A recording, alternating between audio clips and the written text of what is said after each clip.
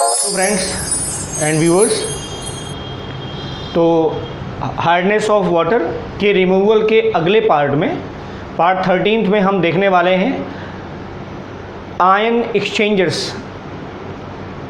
Hardness दो type की थी, एक टेम्पररी हार्डनेस और एक परमानेंट हार्डनेस। टेम्पररी हार्डनेस को सिंपल पानी की बॉइलिंग से हम दूर कर सकते थे, चूना या चूने का पानी मिला के दूर कर सकते थे, सोडियम कार्बोनेट मिला के दूर कर सकते थे। जो स्थायी कठोरता है परमानेंट हार्डनेस, उसको दूर करने के लिए चार बेहतरीन मेथड्स, जिसमें एक था सोडियम कार्बोनेट के द्वारा, दूसरा था परम्यूटेड जो पार्ट 12 में डिस्कस किया जा चुका है। परम्यूटेड या सोडियम जियोलाइट के द्वारा भी हम जल की जो स्थायी कठोरता है वो दूर कर सकते हैं। आज इस पार्ट के अंतर्गत दो अलग मेथड हैं, एक है आयन एक्सचेंज मेथड मतलब आयन विनियामक मेथड, और दूसरा है कैल्गन मेथड। इन दोनों विधियों के द्वारा जल की स्थायी कठोरता जो कैल्शियम और मैग्नीशियम आयनों के कारण उत्पन्न होती है वो कैसे दूर की जाएगी उसके बारे में हम देखेंगे। ठीक है।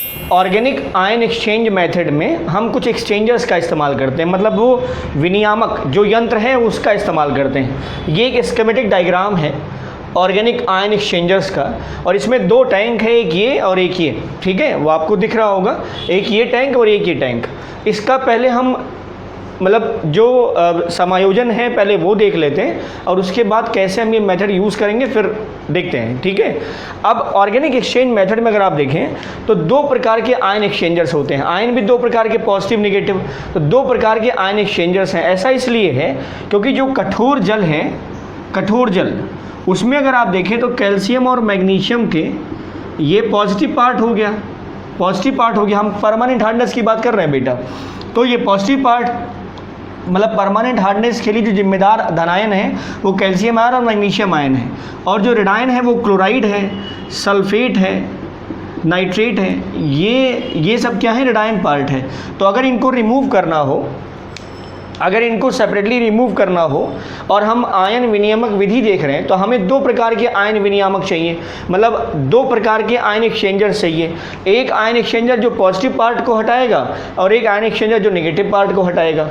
ठीक है। तो उसी के बेस पर दो आयनिक एक्सचेंज कंटेनर हम यूज़ करते हैं। ठीक है। आइए कंटेनर में उसका एक्सप्लेनेशन देखें। ये स्टील के कंटेनर्स होते हैं। ठीक है। नीचे ग्रेवल्स रखा हुआ है। ग्रेवल्स का मतलब होता है मोरंग या कंकड़ पत्थर, जिससे पानी रिस करके नीचे आएगा। ठीक है। यही पर्पज़ होता है इसमें कि वो पानी को स्पीड अप, तेज़ी से फ्लो नहीं कराना चाहते, जिससे पानी रुके और धीरे धीरे जब रिस करके जब आएगा तो जो एक्शन होना है मटेरियल्स के बीच में वो बड़ी आसानी से हो जाए। एक्शन का मतलब यहाँ जो एक्सचेंज होना है आयन का वो आसानी से हो जाएगा। तो ये ग्रेवल्स हैं, कंकड़ पत्थर, मोरंगा कह सकते हैं आप। इसके ऊपर जो है ये धनायन एक्सचेंज रेजिन है। रेजिन क्या होता है? रेजिन ऑर्गेनिक सब्सटेंस होते हैं जो मतलब बड़े आकार के कह सकते हैं आप, ये बड़े आकार के पार्टिकल्स हैं। ठीक है। और इनकी सतह पर, इनकी खासियत ये है कि इन रेजिन्स की सतह पर कुछ, अब जैसे हमें यहाँ कैटायन एक्सचेंज कराना है, मतलब ये एक ऐसा रेजिन है जो पॉजिटिव पार्ट को एक्सचेंज करेगा, मतलब कठोर जल में उपस्थित जो कैल्शियम और मैग्नीशियम के पार्ट हैं उनको ये एब्जॉर्ब कर लेगा। एब्जॉर्ब कह सकते हैं या कह सकते हैं एडजॉर्ब कर लेगा। एडजॉर्ब कर लेगा। एडजॉर्ब का मतलब होता है अधिशोषण। तो ये कह सकते हैं आप कि अधिशोषित कर लेगा। क्या कर लेगा? अधिशोषित। तो अगर सरफेस फेनामेना होती है, सरफेस पर होता है, तो वो कहलाता है अधिशोषण, और अगर सरफेस के अंदर चला जाए मतलब विद इन द बल्क हो जाए तो वो कहलाता है अवशोषण। तो यहाँ अधिशोषण हो जाता है। अब इस पहला वाला, ये पहले की बात हम कर रहे हैं, तो धनायन जो एक्सचेंज रेजिन है उसमें उस रेजिन, ये रेजिन है, रेजिन का मेन बॉडी पार्ट है। इस रेजिन की सतह पर कुछ ऐसे आयन जैसे SO3H या COOH, दोनों एक साथ नहीं, इन दोनों में से कोई एक। तो सतह पर जब ढेर सारे SO3H आयन होंगे या COOH आयन होंगे तो होगा क्या, ये जो पानी के अंदर कैल्शियम और मैग्नीशियम धनायन हैं ये H+, यहाँ से H+, इस H+ आयन के द्वारा बड़ी आसानी से विनियमित हो जाएंगे, मतलब अदला बदली हो जाएगी। तो ये जो धनायन एक्सचेंजर्स हैं जो छोटे छोटे सरसों के दाने के बराबर या उससे भी छोटे होते हैं, ये आयन एक्सचेंजर्स रखे गए हैं, सब पूरा भरा गया है। ठीक है। टाइटली पैक्ड है इसके अंदर। इन रेजिन्स की सतह पर SO3H या COOH जिनसे H+ बड़ी आसानी से एक्सचेंज किया जाए, मतलब पानी में कैल्शियम आयन मैग्नीशियम आयन को ये एब्जॉर्ब कर लेंगे सतह पर और उस पानी को उसके एवज में अपना H+ आयन दे देंगे। ठीक है, रिएक्शन सभी देखते हैं हम। तो पहला एक्सचेंजर क्या है? कैटायन एक्सचेंजर, ध्यान रखिए पहला एक्सचेंजर यही है। अब इसी के साथ जो दूसरा एक्सचेंजर है उसमें ऐसे रेजिन रखे गए हैं, सारी बात वही, ग्रेवल्स यहाँ रखे गए हैं, ये रेजिन है, ये रेडायन एक्सचेंज रेजिन है या एनायन एक्सचेंज रेजिन है। इस रेजिन्स में माइनस पार्ट को एक्सचेंज करने की एबिलिटी होती है। यहाँ पर क्या होगा, ये जो रेजिन है इनकी भी बॉडी सतह ऐसी जो बेसिक इनका कोर बनाएगा और इस कोर के ऊपर कुछ नेगेटिव चार्ज आयन रहेंगे जो जल के इन नेगेटिव आयनों के साथ एक्सचेंज होंगे। और वो नेगेटिव आयन कौन से हो सकते हैं? मोस्टली OH- आयन होते हैं या इसके अलावा NH2- आयन भी होते हैं। ये नेगेटिव पार्ट है जो एक्सचेंज जो रेजिन है उसकी सतह पर होगा। तो जो पानी में उपस्थित रेडायनों को अपनी सतह पर अधिशोषित कर लेगा और पानी में उसके एवज में क्या दे देगा? OH- या NH2-। मोस्टली यही इसी की बात करेंगे, OH- की। क्लियर? तो ये धनायन विनियामक पार्ट है और रेडायन विनियामक पार्ट है। ठीक है बेटा, और देखिए जरा इसमें क्या है। यहाँ से हार्ड वाटर जाएगा, अभी इस पोर्शन को थोड़ा हटा के रखो। यहाँ से हार्ड वाटर आएगा, यहाँ पर पानी भरेगा, यहाँ रेजिन्स के साथ उसका इंटरेक्शन होगा। सिंपल है, अदला बदली होगी। ये रेजिन H+ आयन दे देगा पानी को और कठोर जल में उपस्थित कैल्शियम और मैग्नीशियम आयनों को अपनी सतह पर अधिशोषित कर लेगा। इसके बाद ग्रेवल्स के जरिए धीरे धीरे पानी नीचे आएगा, रेस करके यहाँ से निकल जाएगा। कुछ जो वेस्ट मटेरियल होंगे वो यहाँ से निकल जाएंगे। ठीक है, अब यहाँ जो पानी निकल रहा है, इस पानी में कैल्शियम और मैग्नीशियम आयन नहीं है, या इस पानी में बेटा कैल्शियम और मैग्नीशियम आयन नहीं है। ये नहीं है, क्यों? क्योंकि ये दोनों आयन जो हैं इस धनायन एक्सचेंज रेजिन के जो H+ आयन है उनके द्वारा ये विनियमित हो चुके हैं। तो कैल्शियम आयन आ गया, मैग्नीशियम आयन आ गया। अब यहाँ जो पानी निकल रहा है तो इन दोनों की जगह पर क्या आ चुका है? H+। इन दोनों की जगह पर क्या आ गया? H+। अब अप्रोप्रिएट नंबर होगा। अब एक Ca2+ अगर हट रहा है तो 2 H+ जाएगा। एक Mg2+ आयन पानी से एड्जॉर्ब कर रहा है तो पानी में कितने H+ आयन देगा? 2। ठीक है, तो अप्रोप्रिएट नंबर एक Ca2+ के सापेक्ष 2 H+ आयन पानी में आएगा, एक Mg2+ आयन के सापेक्ष 2 H+ पानी में आएगा। समझ रहे आप? तो अप्रोप्रिएट नंबर H+ आयन पानी में चला जाएगा। तो यहाँ जो पानी निकलेगा, यहाँ जो पानी जा रहा है, मतलब यहाँ जो पानी जा रहा है इस दूसरे टैंक में, उसमें H+ है, मतलब कैल्शियम और मैग्नीशियम आयन नहीं है। दूसरा जो निगेटिव पोर्शन है, कैल्शियम और मैग्नीशियम लवणों का जो निगेटिव पोर्शन है, क्लोराइड, सल्फेट, नाइट्रेट, वो मौजूद है, वो अब इधर जाएगा। ठीक है, यहाँ से भी इस हिस्से को अभी हटा के रखिए। यहाँ जब पानी आएगा, अब इसमें जो रेजिन है, रेजिन्स में यहाँ पर कौन सा आयन एक्सचेंज करने वाला है? OH-। तो जो Cl- SO4- है वो रेस्पेक्टिव नंबर जितना भी हो, अब एक Cl- हटेगा तो एक OH- पानी में चला जाएगा। अब एक सल्फेट आयन अगर पानी से हटेगा तो 2 OH- आयन जाकर पानी में मिल जाएंगे। ठीक है, तो वो चार्ज बैलेंस करेगा, वो काउंटर बैलेंस करेगा अपना। लेकिन ये है कि एक क्लोराइड आयन और सल्फेट आयन यहाँ पर रेडायन विनियामक जो रेजिन है उनके द्वारा विनियमित हो जाएंगे।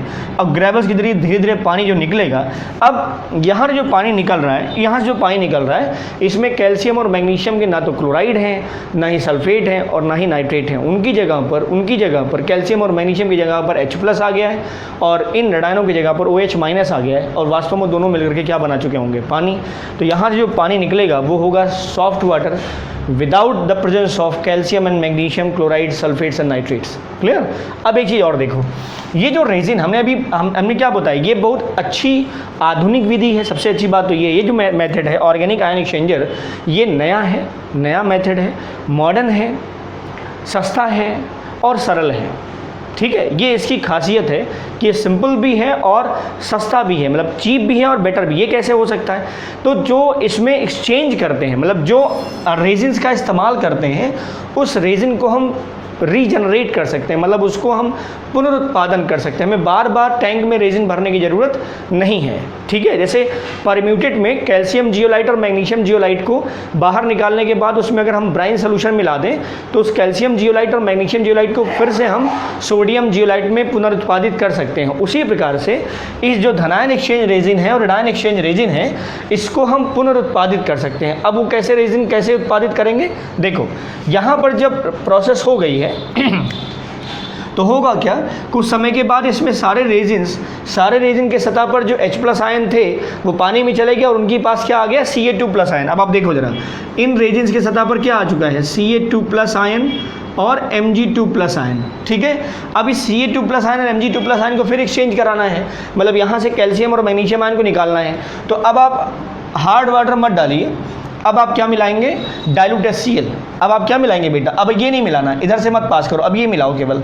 तो होगा क्या, जब डाइल्यूट HCl मिलाएंगे आप, तो डाइल्यूट HCl में उपस्थित डाइल्यूट HCl में H+Cl- होगा, तो डाइल्यूट HCl में उपस्थित H+ आयन है वो इस रेजिन के सतह पर जो कैल्शियम और मैग्नीशियम के आयन हैं उनको ये ले लेगा और उसके एवज में रेजिन्स के पास फिर से किसका एक्सचेंज हो जाएगा, H+ आयन का। मतलब रेजिन्स की सतह पर जो पानी की या कठोर जल की सफाई के दौरान कैल्शियम और मैग्नीशियम आयन आ गए थे, वो अब डाइल्यूट HCl के द्वारा फिर से किस में कन्वर्ट हो जाएंगे, H+ आयन के द्वारा। तो Ca2+ और Mg2+ आयन हट करके उसकी जगह पर क्या लग जाएगा, H+ आयन, ठीक है। तो फिर से ये रेजिन हमारा फ्रेश हो जाएगा और फिर अब इसका जो वेस्ट है, जो मटेरियल बचेगा, उसको हम ग्रेवल्स के जरिए यहाँ से हम बाहर निकाल सकते हैं, यहाँ से हम बाहर निकाल लेंगे, ठीक है। 1-2 बार ऐसा करेंगे, पानी की 1-2 बार और सफाई कर लेंगे, पानी डाल के साफ़ कर लेंगे, जिससे जो भी कैल्शियम और मैग्नीशियम के आयन्स थे यहाँ पर वो सब रेजिन्स के ऊपर वो सब तनु HCl के द्वारा तनु HCl में उपस्थित H+ के द्वारा वो विस्थापित हो जाएंगे। यहाँ से निकाल लिया, उसके बाद फिर से हम हार्ड वाटर करके फिर से साफ मतलब इसकी जो अस्थायी कठोरता वो दूर करेंगे। सेम प्रोसीजर यहाँ पर भी हम करेंगे। जो एनायन एक्सचेंज रेजिन है इसमें इनकी सतह पर OH- था, उसके स्थान पे क्या आ चुका है, Cl-, NO3-, SO4 2- ये सब आयन आ गए हैं। अब इन आयनों को विस्थापित करना है, तो इन आयनों को विस्थापित करने के लिए हम क्या मिला रहे हैं, ये देखिए NaOH मिला रहे हैं, NaOH, ठीक है बेटा। अब NaOH जो है वो टूटेगा, Na+ डाइल्यूट NaOH है, Na+OH-। अब इसका जो नेगेटिव पोर्शन OH- वाला है वो इस रेजिन पर अधिशोषित हुए Cl-, NO3-, SO4 2- आयनों को बड़ी आसानी से विनियमित कर देगा, मतलब अदला बदली कर लेगा, एक्सचेंज कर लेगा, जिससे इन ऋणायन विनियामक जो रेजिन है इनकी सतह पर फिर से क्या आ जाएगा, OH-। अब इसका जो वेस्ट होगा वो यहाँ से निकाल लेंगे।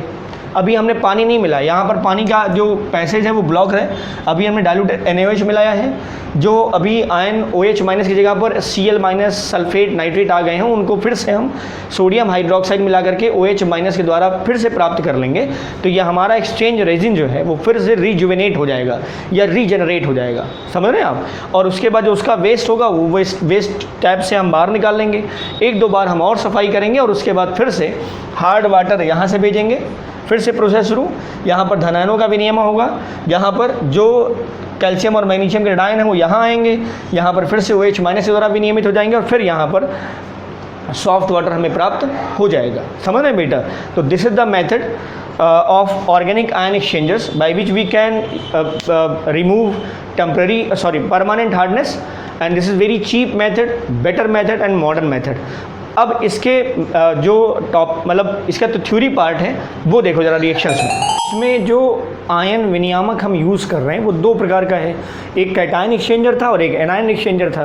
तो जो कैटायन और एनायन एक्सचेंजर रेजिन्स हैं वो वास्तव में छोटे छोटे ये कार्बनिक अणु हैं, ठीक है, यही है रेजिन। अब इनकी सतह पर जो आयन एक्सचेंज होने वाला होता है उसी के आधार पर उसका हम नाम दे रहे हैं। अब इसकी सतह पर अगर H+ आयन एक्सचेंज होने वाला है तो उसे हम क्या बोलेंगे बेटा, धनायन विनियामक रेजिन, मतलब कैटायन एक्सचेंज रेजिन होगा। मतलब यहाँ पर जो है यहाँ पर कैटायन का एक्सचेंज होगा, कैटायन एक्सचेंज रेजिन, ठीक है। अब ये रेजिन, अब इसमें अगर आप देखें धनायन एक्सचेंज रेजिन्स में तो H+ आयन जाएगा कैसे, H+ आयन एक्सचेंज कैसे होगा, तो इसी पर अगर हम ऐसे कर दें SO3H, तो SO3H माइनस H प्लस, या इसकी जगह पर हम ये लगा दें COOH, तो ये हो जाएगा COO माइनस H प्लस। तो H प्लस आयन बड़ी आसानी से सतह पर रहेगा और वो जल में उपस्थित कैल्शियम और मैग्नीशियम आयनों के द्वारा विनियमित हो जाएगा। दूसरा जो एनायन एक्सचेंज रेजिन है, एनायन एक्सचेंज रेजिन, इसमें अगर आप देखेंगे तो सतह पर ये भी कार्बनिक अणु हैं, ठोस कार्बनिक अणु छोटे छोटे, और इनकी सतह पर जो आयन एक्सचेंज करने वाले हैं वो माइनस वाले हैं। यहाँ पर जनरली जो होता है वो क्या होगा, सतह पर OH माइनस, जो कि जल में उपस्थित जो नेगेटिव पार्ट वाला है कैल्शियम और मैग्नीशियम का, क्लोराइड, सल्फेट, नाइट्रेट, उनको विनियमित आसानी से कर देगा। क्लियर। अब ये जो विनियमन हो रहा है, ये जो विनियमन हो रहा है, इसको अगर हम रिएक्शन वाइज देखें तो स्टेप फर्स्ट में होता क्या है, स्टेप फर्स्ट, इसको पहले हम बता रहे हैं कि जब एक्सचेंज होगा तब, और दूसरा रीजनरेशन ऑफ रेजिन, मतलब रेजिन को कैसे हम रीजनरेट करने वाले हैं। ठीक है, तो पहला हिस्सा क्या है बेटा, जो कैल्शियम और मैग्नीशियम, अब देखो जरा यहाँ पर ये रेजिन है माइनस और ये H प्लस, ये पॉजिटिव एक्सचेंजर की बात हम कर रहे हैं या कैटायन एक्सचेंजर की बात कर रहे हैं। तो ये रेजिन है R माइनस H प्लस, मतलब आप कह सकते हैं इतना जो पोर्शन है, इतना पोर्शन, मतलब ये रेजिन और उसके बाद SO3 माइनस H प्लस, तो इतने हिस्से को हमने क्या लिख दिया है, R माइनस, या COOH कंसीडर कर लो यहाँ पर, और उसकी जगह पर क्या हो गया, R माइनस। ठीक है, ये H प्लस हो गया, और ये जल में उपस्थित जो कैल्शियम आयन है वो ये है। ठीक है, जल में उपस्थित जो कैल्शियम आयन है वो ये है, कैल्शियम और मैग्नीशियम। ये है बेटा रेजिन, रेजिन कैटायन रेजिन या कैटायन एक्सचेंज रेजिन। ठीक, अब ये H प्लस इसकी जगह पर एक्सचेंज हो जाएगा। देखो ये हो गया Ca2 प्लस और ये हो गया R माइनस का होल स्क्वायर या whole twice, not square, whole twice. ठीक है, तो Ca2 plus R minus whole twice, और ये कहाँ से निकल गया, H प्लस आए, तो दो निकल गए। ऐसे ही मैग्नीशियम के साथ, अब ये रेजिन के ऊपर H प्लस की जगह पर क्या आ गया, कैल्शियम, ऐसे ही R माइनस H प्लस, ये है मैग्नीशियम 2 प्लस, और ये हो गया 2 times same as Mg2 plus ion आ गया है, और ये हो गया R माइनस का whole twice plus 2H plus. Clear. अब इसका जो दूसरा हिस्सा जो एनायन एक्सचेंज रेजिन में हो रहा था वो क्या था, अब अगर आप देखो तो पानी में ये H प्लस आयन जा रहा है, तो पानी में इसका जो कैल्शियम आयन का नेगेटिव वाला पार्ट है वो पड़ा हुआ है। अब वहाँ देखो जरा क्या होगा, वहाँ पर जो रेजिन है उस रेजिन का हिस्सा प्लस वाला पार्ट है और उसकी जगह पर क्या लगा हुआ है, माइनस, तो ये एनायन रेजिन है, ये एनायन रेजिन है। ठीक है बेटा, मतलब यहाँ पर एनायन वाले पार्ट का एक्सचेंज होगा। अब ये एनायन और ये जल में उपस्थित तो Cl माइनस SO4 माइनस है, SO4 2 माइनस, तो देखो एक्सचेंज हुआ, तो ये हो गया R प्लस Cl माइनस, और पानी में क्या चला गया, OH माइनस, तो ये पानी में OH माइनस चला गया। ऐसे ही और देख लो, R प्लस OH माइनस, और ये हो गया सल्फेट 2 माइनस, तो यहाँ हो गया R plus whole twice SO4 2 minus, और ये हो गया 2OH माइनस। ठीक है बेटा, तो अगर आप देखें तो ये हिस्सा कहाँ गया, पानी में, ये पानी में गया है, और ये वाला रेजिन के ऊपर ये रेडायन एक्सचेंज के कंटेनर में पड़ा होगा ऐसे ही, और ये धनायन एक्सचेंज रेजिन में ऐसे ही पड़ा होगा। ठीक है, अब स्टेप सेकंड देखो इसका क्या कहता है, स्टेप सेकंड क्या कहता है, स्टेप सेकंड कहता है कि जो रेजिन है उसको आप रीजनरेट कर लीजिए, जो रेजिन है धनायन रेडायन उसको एक्सचेंज रीजनरेट कर लीजिए, या हम कह सकते हैं रीजनरेशन ऑफ रेजिन्स। तो वो भी कौन से, जो यूज रेजिन्स हैं, यूज रेजिन्स है, मतलब जो धनायन एक्सचेंज रेजिन और रेडायन एक्सचेंज रेजिन जो यूज़ हो चुका है उसी को हम रीजनरेट कर रहे हैं। कैसे कर रहे हैं, by using dilute HCl and NaOH in appropriate container.